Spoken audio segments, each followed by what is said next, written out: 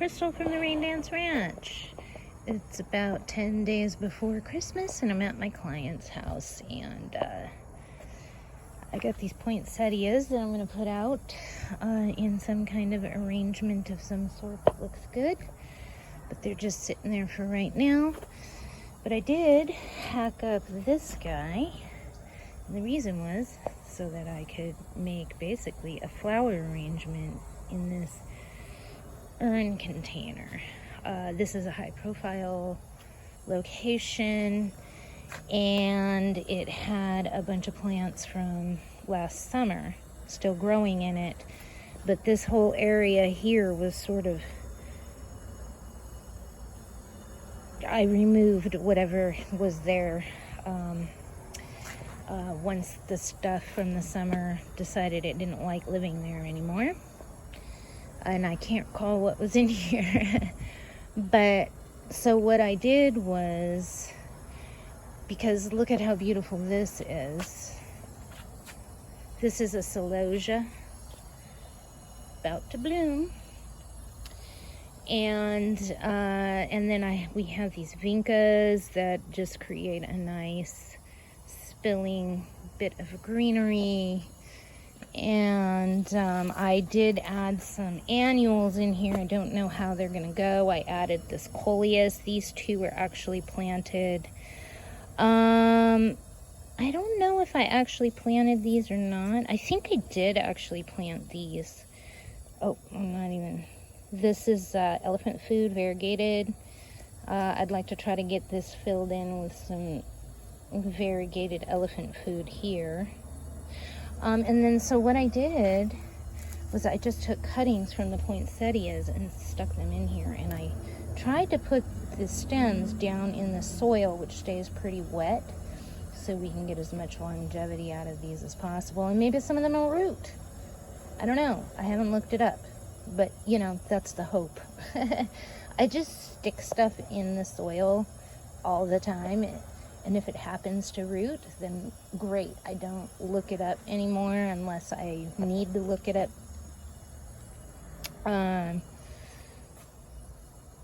But yeah, I mean, there was a time when I was gardening that every time I couldn't make a decision without looking it up. Now I'm just too busy, and I'm just doing little experiments all over the place. But the whole point of this video, oh, and the other thing I did was I cut up some Boxwood beauties that we have growing here, which are very common in Arizona right there. So these are just cuttings that I just stuck in here. And then on top of those cuttings, I put these flowers in. So these are just cut poinsettia flowers. This is a cut piece from this celosia. Again, I don't know how long these are going to last. About a week, I'm guessing, before they might look a little sad, and then we can take off any little sad pieces. I'll show you another one that's been in for a week, what it looks like. And I just stuck these leaves, these fern leaves in. What else is in here? Here's another fern leaf, and they're just stuck in there. And when they get ugly, I got a lot of other ferns I can stick in. And when the boxwood starts looking bad, now this will last a while, and I don't know how long, but they are starting to look slightly sad, but basically okay.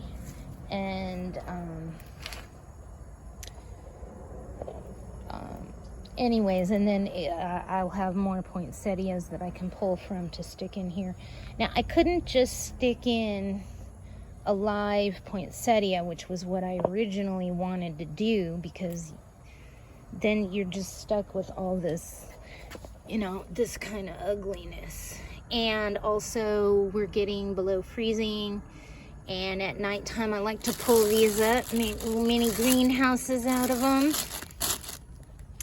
So I don't necessarily want to put a live plant in there, or I don't want to dig in there because there's roots for all the other plants. that are still in there, which makes it tricky to just add new plants in. So this was my compromise. But what I really want to talk about is this general idea. So when you've got a planter that you just planted with annuals or new plants in general, and you see a lot of the soil and it just kind of looks wimpy, you can get some instant gratification by adding some of this Boxwood Beauty. Now, I don't know, this stuff probably grows all over the Southwest. I'm not sure how popular it is in other areas of the world, but in Phoenix, this is a very popular plant, and I'll show you the mother plant in a minute. But first I want to show you what I did. So I don't know if you can see, I added a little bit of Boxwood Beauty there and a little bit of Boxwood Beauty there. But let me pull this. I really just threw together real fast. I mean, I'm looking at it now like I could have done this better, but I think you get the idea, and it still looks good even if you don't do it very well. So this is like easy beginner greenery cutting design class. Okay, so what I did was I cut them off of the bush. They don't have real long stems. I mean, sometimes you'll pull one out and they have pretty good stems. And I don't like hack up a whole area of the plant. I take from different areas. And some of you may have some overgrown plants that need trimming. So instead of having the landscapers or yourself hack the thing up to trim it back because it's growing over the sidewalk, you can artfully take little pieces from the bottom so that the Boxwood Beauty never has that hacked up look, and you have to wait 3 or 4 months for it to fill in again. I always avoid, as a gardener, I avoid hacking things as long as possible. Hacking things down, like coppicing down to the nub, or just whatever, 50% of the plant. Like, I very rarely do that, but I do understand why you would want to do that. In fact, I love doing that with bougainvillea. But yeah, so these are just kind of thrown in there, and let's show, you know what? Let me show you what this other pot looks like. Yeah, see, this guy got turned upside down. Turn you back. And, okay. I can get you back in. I know I can. Okay. Let's go over to this pot. So I even did it in this little pot over here.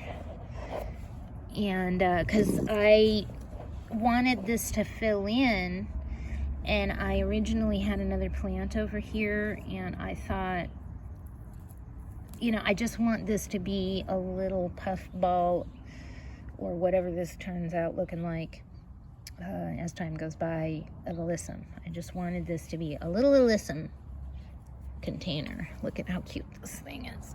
Oh gosh. Yeah, okay. But originally I had something else in it, and then I stuck it, and then I took that out, and I tried sticking in some basil, which it's a little cold for basil propagation, but I thought, hey, let's stick those in and see what happens. As I said earlier,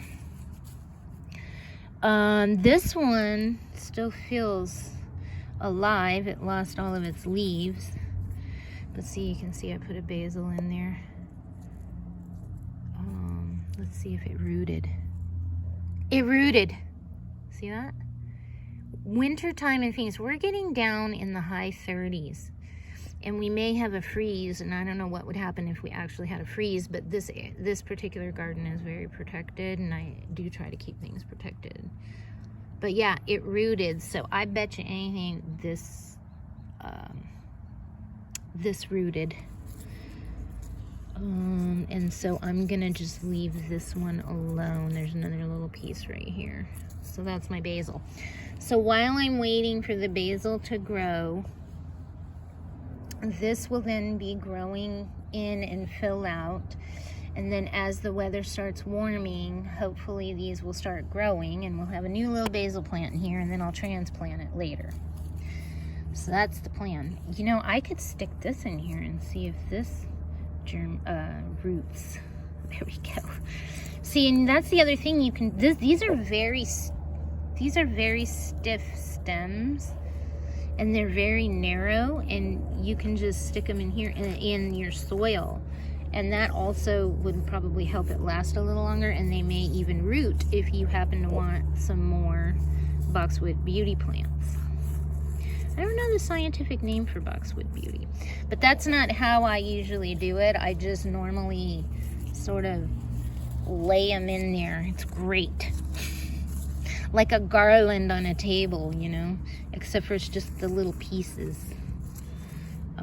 So now I have an empty spot, but that's okay. So I got a couple in the soil and a few just laid in. So, I mean, you can do whatever you want. And I'm telling you, these things last a long time. They don't break easily. I'm so in love with this Boxwood Beauty. I had no idea. I always wanted a Boxwood Beauty, and I've never had one at my residence, so I never really had a lot of chances to play around with it.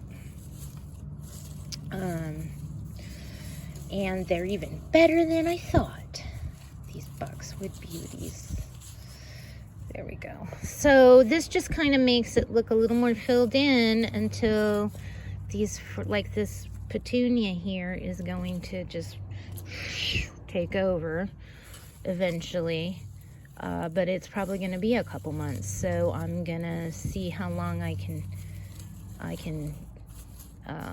keep this looking good until this starts getting bigger.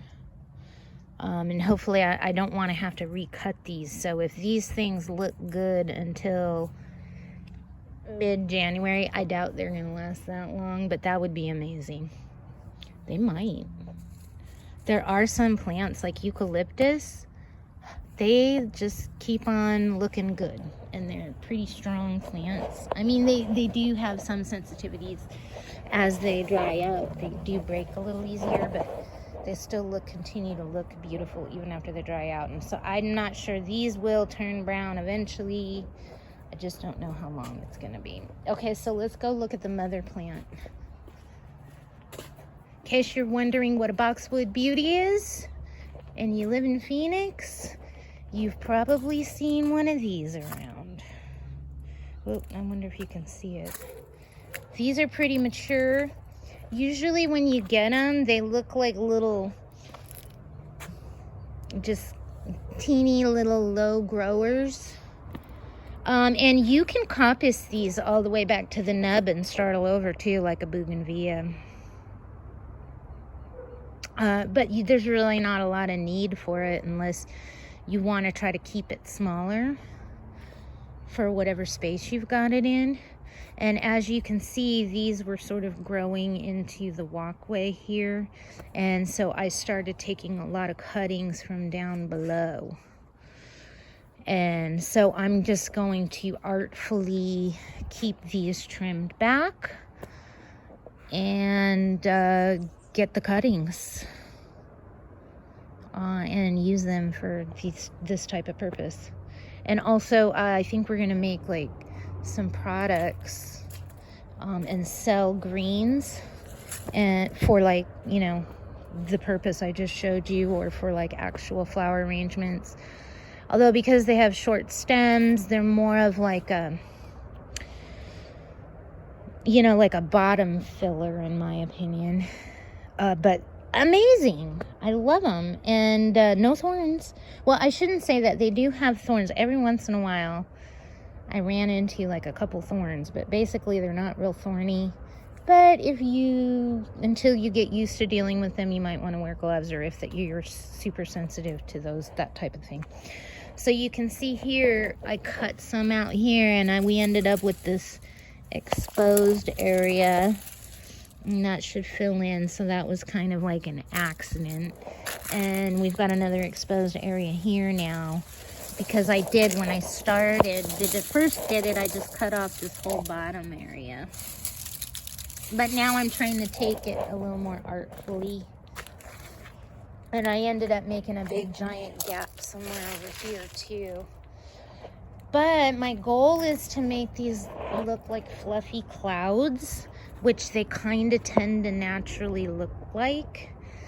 And I love this organic, curvy growth that these have anyways.